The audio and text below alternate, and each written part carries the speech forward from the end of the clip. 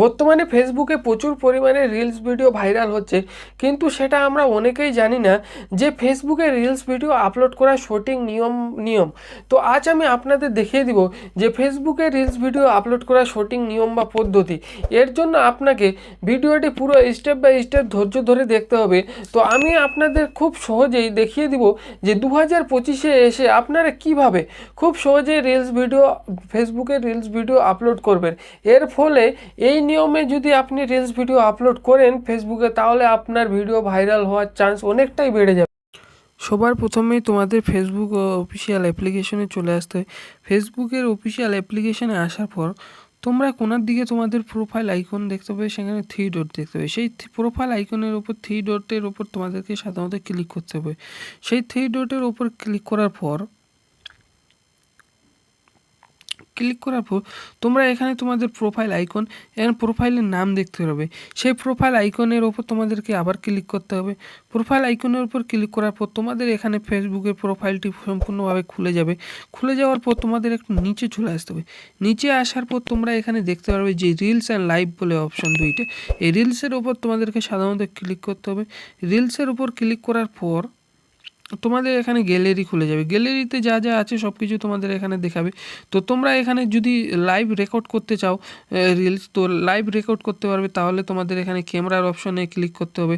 তোমরা যদি তোমাদের ফেসবুকের কন্টেন্ট দেখতে চাও, রিপোস্ট করতে চাও, তাহলে তোমরা এখানে ইওর কন্টেন্টের ওপর ক্লিক করতে পারবে।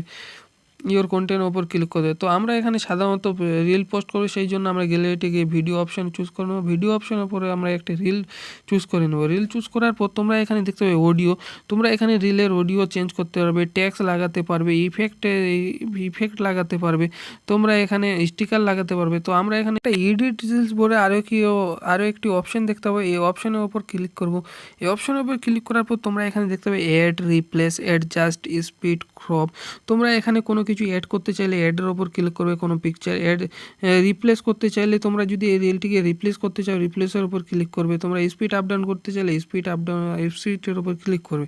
তো আমরা সাধারণত এখানে আমাদের প্রথমত ট্যাগ দিয়ে দিতে হবে। ট্যাগ দেওয়ার পর আমাদের টাইটেল লিখতে হবে। টাইটেলের উপর ট্যাগ দিয়ে দিবে কিছু। ট্যাগ দেওয়ার পর তোমাদের সবার প্রথমে যেখানে ফার্স্ট ইম্পর্টেন্ট কাজটি করতে হবে সেটা হচ্ছে ইনস্টাগ্রাম যে লেখাটি আছে এর উপরে ক্লিক করতে হবে।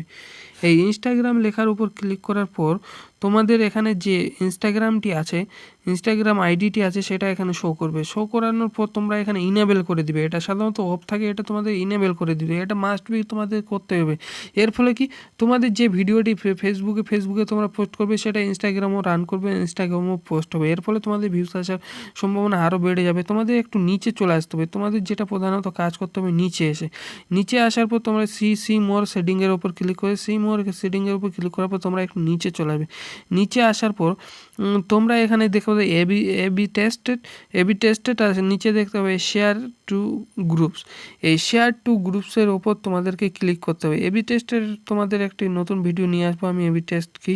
তো তোমাদের সাধারণত এখানে তোমাদের শেয়ার গ্রুপসের ওপর তোমরা ক্লিক করবে। ক্লিক করার পর তোমরা যে কোনো একটা গ্রুপ সেট করে নেওয়ার পর তোমাদের এটার মানে কি, তোমাদের এখানে গ্রুপ সেভ করে নিতে হবে। সেভ করার মানে কি, তোমাদের যে ভিডিওটি তোমরা ফেসবুকে ছাড়বে সেটি একটি গ্রুপে, যে গ্রুপের মেম্বারগুলো আছে সেগুলোও দেখতে পারবে। এর ফলে তোমাদের ভিউস আসার পরিমাণটা অনেকটাই বেড়ে যায়।